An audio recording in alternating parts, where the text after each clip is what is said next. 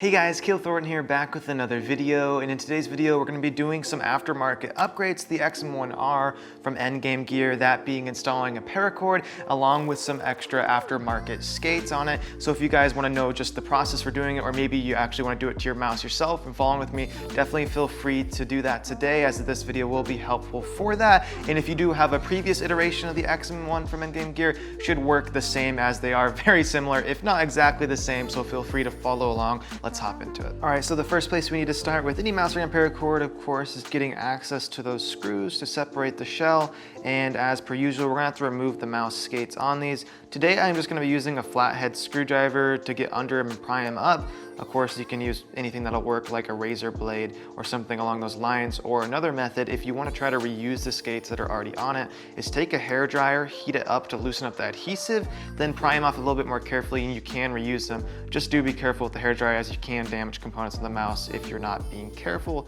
But today, again, I'm just going to be using this flathead screwdriver, get under them, pry them up, and take them off.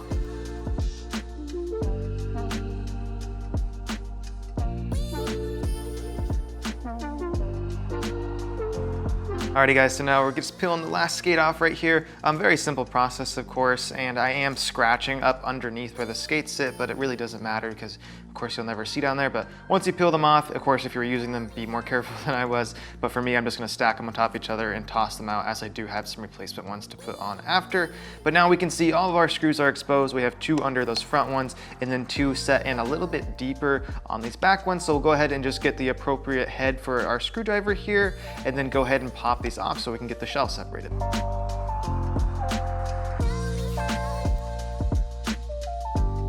Alrighty, so now that we pulled all these screws out, we can go ahead and actually try separating the shell. And super simple to pull apart. I thought it might have had some clips holding together, but literally just I put some pressure down on the stress relief, and as you can see, it just pops right off. So no clips holding it down, very easy to separate once you do get those screws out. And so we'll just take our top shell and set it to the side for right now, because of course we're not gonna need that.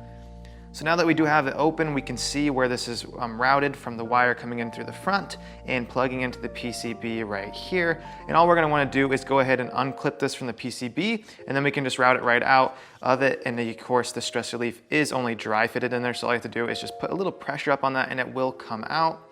They do have it sitting like right against the switch in the edge of the scroll wheel, kind of tightly in there, so we might have to tug on this a little bit to pull it out. Just be careful that you're not going to be pulling anything that's going to pop out. So now we see we have this loose, and all that's going to be left to do is go ahead and separate this off right here. If you do have a flathead screwdriver, what you can do is kind of put it right behind those little points of contact right here where this clip is held in to help get it free, but sometimes you can wiggle it out too. You just want to be really careful that you don't pull anything off the PCB, therefore like getting rid of any chances of actually plugging your new cable in. So I went ahead and just kind of pulled those clips out on the bottom to be able to pull it right back out. And now that we have it out, of course, the stock cable that comes on the mouse is just free to be tossed aside.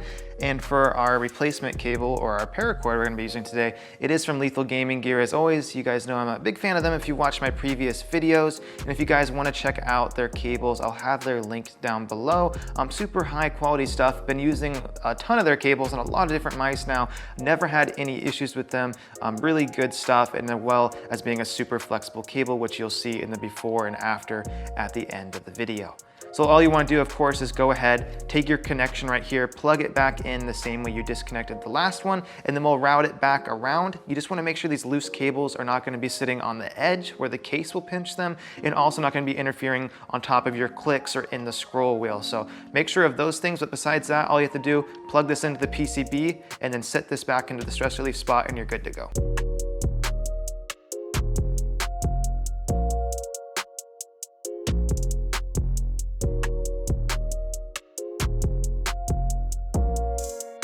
So as you guys can see, the 3D printed stress reliefs that they have on all their cables make it super easy, just pops right back in there, and then you go ahead and run your wires back. The one issue I do have with their cables is just the fact that they don't shrink wrap this loose stuff, which can cause issues in the future and is a bit annoying, so maybe we'll see that fixed in the future. But for now, we're just gonna wanna try our best to make sure it's not getting in the way of anything in the mouse. Again, those clicks, the scroll wheel, things you don't wanna mess with once you have that top shell back on.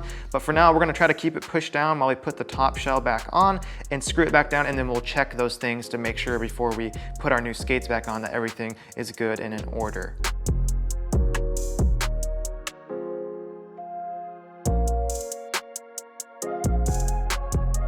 Okay, as you guys can see, I put the top shell back on and I had my stress relief backwards. That's why it wasn't fitting on right.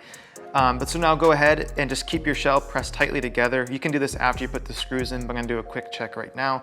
Check all my clicks. They still feel exactly the same as when before I put that cable in there. And then also the scroll, which everything is working just fine. So that lets me know there's nothing in the way right now and we should be good to go. So all we're gonna do is just flip it back over, keep the shell placed firmly together so as not to let it fall back off, and then go ahead and take your screws that you already previously have taken out and go ahead and pop those back in the same spots.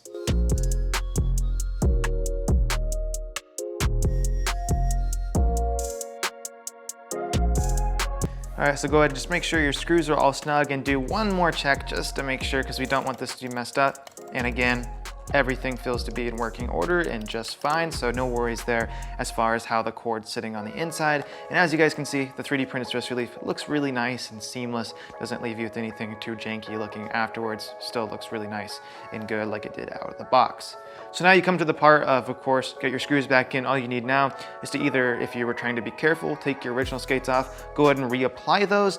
And the cool thing with the XM1R is you get the option to either go back to those ones like we had before with the smaller points of contact in each corner, or you can go ahead and use the bigger skates where you can see those bigger tracks and it will sit across like this, giving you more points of contact, making for a little bit more controlled glide. And for me, I'm personally gonna go for that as I just prefer that. And again, if you wanna check out Lethal Gaming Gear, they also have skates. So anything mouse related, go ahead and check it out there. These are core pads. The greatest thing about them is that when you order them, it's basically like getting two for the price of one, because they give you 2 pairs of replacement skates. So, you know, if you want to replace them like 6 months down the road, say, you still have another pair available to you. So that's really nice to see. But again, you do have the option if you want to go for these or the original ones, depending on what you like more. For me, I'm going to go with the bigger ones, and as simple as just peeling them off of here and sticking them right in the tracks that they go in. So go ahead and just seat it in there, and then go ahead and really do press it down firmly, kind of back and forth, just to make sure that adhesive does set well. You don't have to worry about any issues down the road.